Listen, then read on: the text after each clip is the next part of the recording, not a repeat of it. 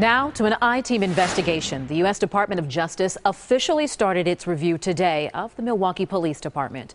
The I-team's Jermont Terry was first to break this story. He explains how the review will work. The U.S. Department of Justice will spend the next 2 years looking, talking, and reviewing every aspect of MPD. But in the process, the DOJ insists this review involves the entire community.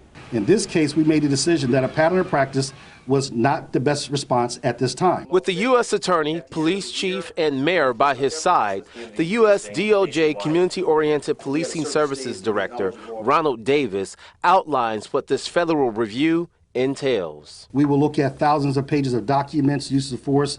Our experts will go on ride-alongs. We'll do interviews. It will take 8 to 10 months for federal agents to make the original assessment. And really doing a deep dive assessment to what is working. They hope to find out MPD's faults and areas of improvement. This includes talking to community members, too. The collaborative is not just the department, the police department, and the Department of Justice. It's also the community. 6 months into the review, the DOJ plans to release a public progress report. Then a final report will be made public.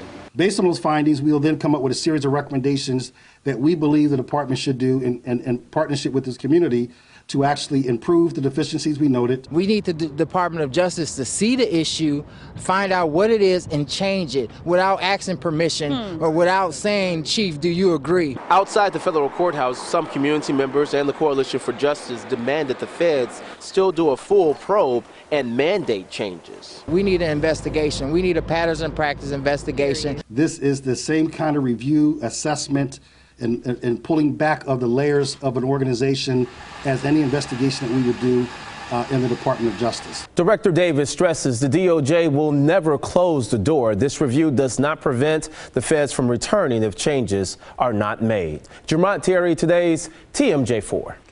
This DOJ review was a request by Chief Flynn. The chief says it will help in MPD's reforms that are already underway.